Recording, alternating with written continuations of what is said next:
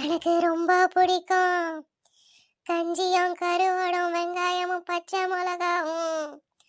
இன்னைக்கு ஒரு புடி புடிச்சுட வேண்டியதுதான். ஐயோ, இந்த பேய் என் வீட்டு சோத்து தின்றதுக்காக இங்க வந்து உட்கார்ந்துக்குச்சே. கடவுளே, சோத்த மட்டும் தான் திங்குமா இல்ல எங்களையும் சேர்த்து தின்னுடுமான்னு தெரியலையே. நெஞ்சே வலிக்குதே, நான் என்ன செய்வேன்? எம்மாடி மருமகளே, பசிக்குது, சாப்பாடு எடுத்து வேன்னு சொல்லி எவ்வளவு நேரம் ஆச்சு, இன்னும் என்ன பண்ணிட்டு இருக்க? அது அத்தை, இங்க பாருங்க. ஆத்தாடி, எனக்கு ரொம்ப பிடிச்சிருக்கு. அதுதான் சாப்பிட்டு போலான்னு வந்தேன். கருவாட்டு குழம்பு வாசனை என்னை இழுத்துக்கிட்டு வந்துருச்சு. கேட்டிங்களா? சொன்னேன்னு கேட்டிங்களா? கருவாட்டு குழம்பு வேணாம் வேணாம், இன்னொரு நாளைக்கு ஆக்கி தரேன்னு. எனக்கு மணக்க மணக்க வாயில கருவாடு குழம்பு ஆக்கி கொட்டு நீங்களே. இதை வந்து நிக்குது, வாங்கிக்கிறீங்களா? அதுக்கிட்ட ஏதாவது அடிக்கடி நான் என்னத்த கண்டேன்? இப்ப நல்லா காணுங்க. கண்டு கண்டு சே சே சே, ஒரு நாள் நாக்க அடக்க முடியல. கறி வேணும், மீன் வேணும், கருவாடு வேணும், அது வேணும், இது வேணும்னா இதோ இப்படிதான் தெருவில் திடீரா பேய்கள்லாம் வீட்டுக்குள்ளதான் வந்து உட்காந்து நாட்டியம் ஆடும். ஐயோ மருமகளே, எந்த ஊர்லடி பேய் சோத்துக்கு ஓடியாந்துருக்குது? எனக்கு என்னமோ சந்தேகமா இருக்குடி. இந்த 4 முடி சோதிங்கிறதுக்காகவே பேய் வேஷம் போட்டுட்டு தெரியுதோ? பேசாம இருங்க, அப்புறம் அது காதல விழுந்து தொலைச்சதுன்னா பொட்டுன்னு ஒரு அடி அடிச்சா பட்டுன்னு போயிட பாருங்க.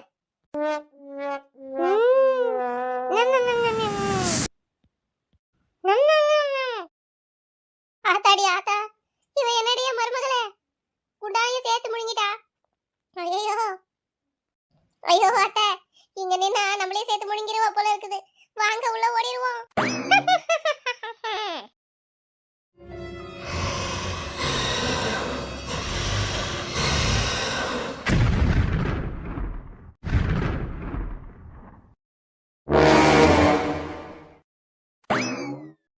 ஐயா, சே, ஒண்ணுத்துக்கு 2 மருமகளுங்க இருக்காளுங்கன்னு தான் பேரு. ஆனா என்னத்துக்கு இவ்வளவு குப்பை இருக்கு பாரு வாசல்ல. போ, முதல்ல போய் ஒரு தொடப்பத்தை எடுத்துட்டு வந்து பேருக்கு.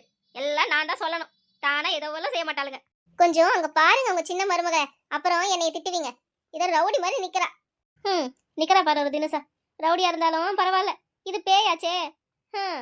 என்ன போசா கொடுத்து நிக்கிறா? என்னத்துக்கு அங்க பாக்குறா? வீட்டுல இருக்கிற இந்த ஒரு பேய் பத்தாதுன்னு துணைக்கு இன்னொரு பேய கூப்பிடாலோ? ஐயோ என்னத்த சொல்ல. என்கிட்ட ஏன் என்ன பேசுங்க, போங்க போய் எதுக்கு அப்படி நிக்கிறானே விசாரிங்க. நீ என்னையவே கோத்து விடு. பேய்க்கு எனக்கும் பஞ்சாயத்து விடுறதும் வேலையே. அதுக்குன்னு உங்க காலம் முடிஞ்சு போச்சு. பேய் உங்களுக்கு ஏதாவது பண்ணாங்களோ பிரச்சனை கிடையாது. ஆனா நான் சின்ன பிள்ளைங்களை வச்சிருக்கிற அம்மா, அதை போய் கேட்டு அது என்ன போட்டு தலைச்சுன்னா நான் என்ன பண்றது? போங்க, கேட்காம உள்ள போக முடியாது. அது நிக்கிற தினச பார்த்தாலே பயமா இருக்கு. போய் என்னன்னு கேளுங்க. நல்லா விவரமா தாண்டி இருக்கிறீங்க. என் விதி இப்படித்தான் முடியணும்னு இருக்கு போல. அப்புறம் யாரதை மாத்த முடியும்? போய் கேக்குறீரு. நம்ம எதுக்கும் ஒரு அடி பின்னாடியே நிப்போண்டா சாமி. என்ன தெரியுது? எம்மாடி சின்ன மருமகளே, நர்மதா, இவ ஒருத்தி பதிலும் சொல்ல மாட்டேங்கிறா, பார்த்தும் தொலைய மாட்டேங்கிறா. நர்மதா அத்தை, என்ன என்னமா மருமகளே, அங்க என்ன அப்படி பார்த்துக்கிட்டு இருக்க? சும்மாதான் கேக்குறேன். உனக்கு சொல்லணும்னா சொல்லு, இல்லைன்னா வேண்டாம் வேண்டாம். ரொம்ப நேரமா பார்த்துக்கிட்டு இருந்தேன்னு கேட்டேன். அது வந்து அத்தை, எங்க அத்தை இவளை என்னத்தை உருட்டி மிரட்டி வச்சிருந்தாங்க. இந்த பேய் வந்து என் மாமியார் இவகிட்ட மண்டி போட வச்சிருச்சே கடைசியில. என்ன அத்தை சொல்றீங்க? எனக்கு எதுவுமே ஞாபகம் இல்லைங்க அத்தை. ராத்திரி படுத்ததான் ஞாபகம் இருக்கு. அதுக்கப்புறம் இங்க நீங்க கூப்பிட்டு நான் பாக்குறேன், அதான் எனக்கு தெரியுது. நான் எப்ப எழுந்தீங்க வந்து நின்னேன்னு கூட எனக்கு தெரியலங்க அத்தை. நான் என்ன பார்த்தேன்? அது அது அது வந்து அது வந்து என்னன்னா, இந்த மாமியார் இன்னும் இப்படியே கொஞ்ச நேரம் அது வந்து பொய்ன்னு பேசிட்டு இருந்தா போன போய் திரும்பி வந்து என்னன்னு கேட்கும். இது இப்படியே விடக்கூடாது. நர்மதா, நீ இப்பதான் எழுந்த, வெளியே வந்து சும்மா அப்படி நின்ன. அதுக்குதான் அத்தை போய் குளிக்க சொல்லி கூப்பிட வந்தாங்க. போய் குளிச்சு ரெஃப்ரெஷ் ஆயிட்டு வா, டிஃபன் எடுத்து வைக்கிறோம், சாப்பிடுவேன். ஆமாம் அதுக்கு தான் கூப்பிட்டேன். போ. சரி.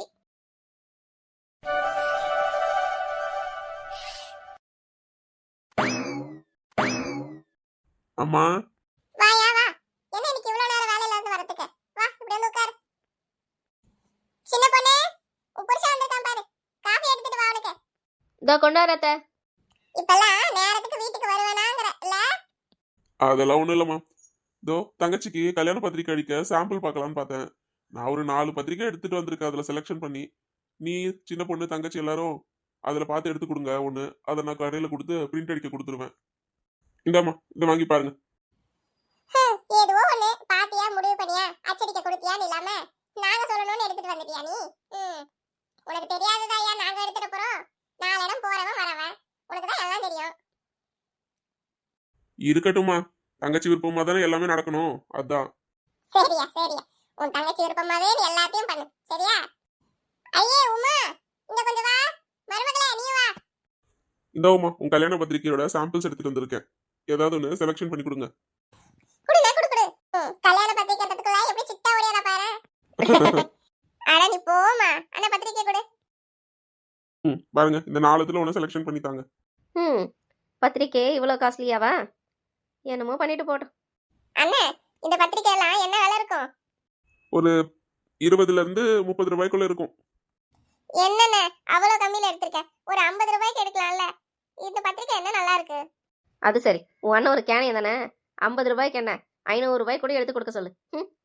இந்த வீட்டை வித்தாது உனக்கு பத்திரிக்கை அடிச்சு கொடுப்பான். சி, என்ன பொம்பளை இவ, கொஞ்சம் கூட குடும்ப கஷ்டம் தெரியாம எல்லாத்தையும் அம்மா வீட்டுல இருந்து மாமியார் வீட்டுக்கு போறதுக்குள்ள வழிச்சு எடுத்துட்டு போயிடலான்னு பாக்கலாம் போல.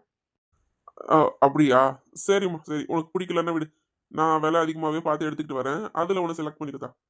அதானே, நீ சரியா இருந்தா தானே அவ சரியா இருப்பா. அவ கீ கொடுக்குற மாதிரி பொம்மைக்கு ஏற்ற மாதிரி ஆடு. ரொம்ப தேங்க்ஸ் அண்ணே. ஐயா ரங்கா. சொல்லுங்கம்மா. இந்த மாமியார் கிழவி என்ன சொல்லுவான் தெரியலையே. அதெல்லாம் ஒண்ணு இந்த விலையே பத்திரிக்கைகளுக்கு அதிகம். நீ ஒன்னும் அதிகமான பத்திரிக்கைகள்லாம் வாங்கிட்டு வர வேண்டாம். இதுல ஒண்ணு நல்லதா பார்த்து எடுத்து கொடுக்கட்டும் தங்கச்சி, அதுவே போதும். ஆட, என்ன அதிசயம். ஏம்மா, நீ ஒருத்தி தான் எனக்கு எல்லாத்துக்கும் சப்போர்ட் பண்ணின்னு இருந்த. இப்போ நீயும் இப்படி சொல்றியேம்மா. போமா. அடியே பேசாம இரு, எல்லாம் எனக்கு தெரியும். என்ன புடவையா நகையா 10 ரூபாய் செலவு பார்க்காம நல்லதா எடுத்து கொடுக்கணும்னு பிள்ளை போட்டு எடுக்க. பத்திரிக்கை தானே. கல்யாணம் ஆற வரைக்கும் தான் ஏதாவது ஒரு அலமாரியில கிடக்கும். அதுக்கப்புறம் எல்லாரும் காலாண்டு போட்டு வச்சிருப்பாங்க உன் கல்யாண பத்திரிக்கை. நம்ம வீட்லயும் அப்படித்தானே, எல்லா வீட்லயும் அப்படிதான். அதுக்கப்புறம் யாரும் 100 ரூபாய்க்கு பத்திரிக்கை வச்சாங்கன்னு பீரோல வச்சுக்க மாட்டாங்க. பேசாம இரு. ஆமா விடுமா, அவ வருத்தப்படுறா பாரு. நம்ம வாங்கிடுவோம்மா விலை கொடுத்தே. என்னமோ நல்ல காலம் இன்னைக்கு வர காலம் போன மாதிரி தெக்கால அடிக்க போகுது. என் மாமியார் கிழவியே ஏதோ நல்ல புத்தி வந்து பத்திரிக்கை விலை அதிகமா வேண்டாங்கிற, அது பொறுக்கல இந்த ஆளுக்கு. அவங்களே வேணானாலும் இவன் விட மாட்டான் போல இருக்கு. சே, நான் சொன்னதுதான். அவ கோச்சிக்கிறா விடு. அதெல்லாம் கொஞ்ச நேரத்துல சமாதானம் ஆயிடுவா. நீ போ, எழுந்து கை கால் முகம் கழுவிட்டு வந்து சின்ன பொண்ணுகிட்ட காஃபி வாங்கி குடி. நீ போ மருமகளே, போய் காஃபி எடுத்துட்டு வா என் பையனுக்கு. சரிங்க அத்தை.